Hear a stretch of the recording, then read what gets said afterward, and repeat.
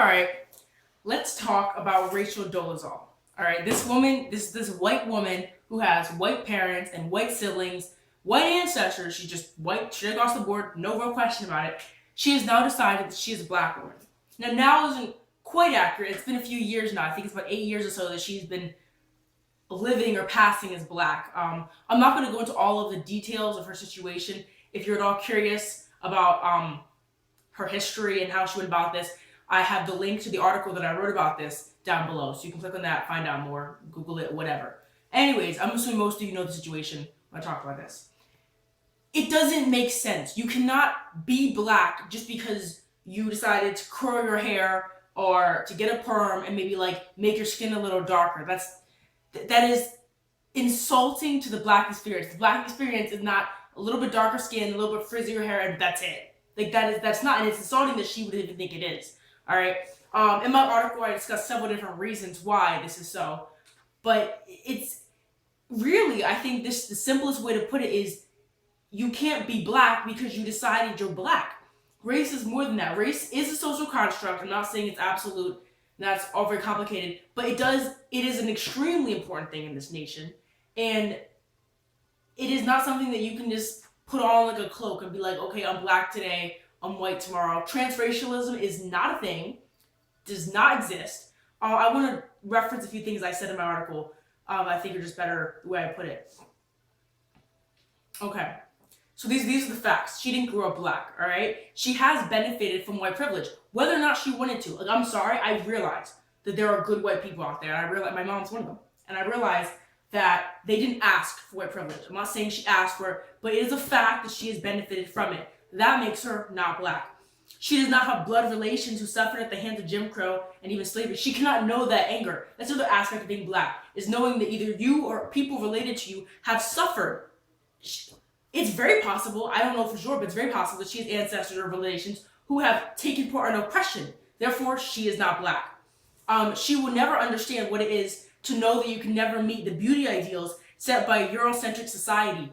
As a person who could appear white if she chose to, she doesn't understand that, something that many black women go through, realizing that their darker skin and their curlier hair and many other attributes, not having a super thin little tiny little pixie nose, all those things are not really uplifted in our society and in many European or white-dominated societies.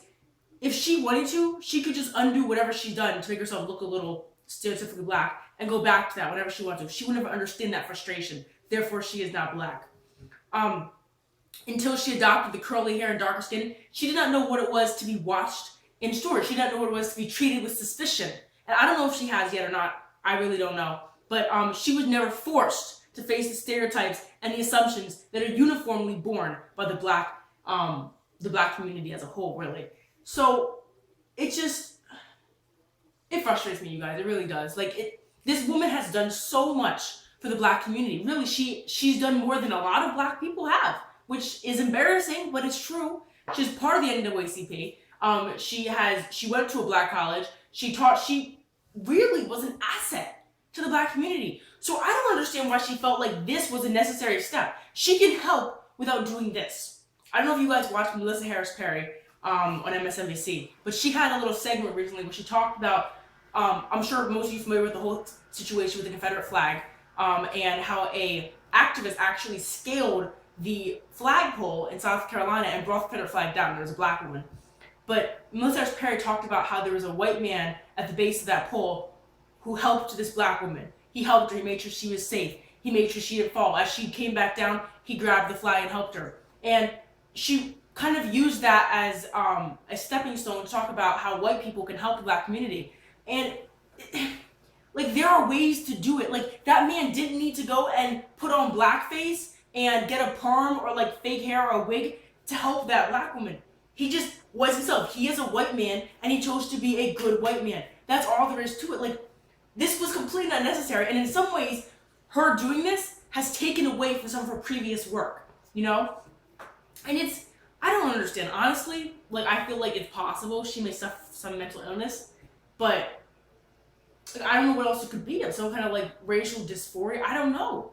It really, I think a lot more needs to be looking into it. I wish she does more. I hope she does more interviews, maybe writes a book or something. It's definitely fascinating, for sure. But at the same time, it's definitely, I think, insulting to the Black experience. So anyways, so those are some of my thoughts about the whole thing. I think I've said most of what I wanted to say here.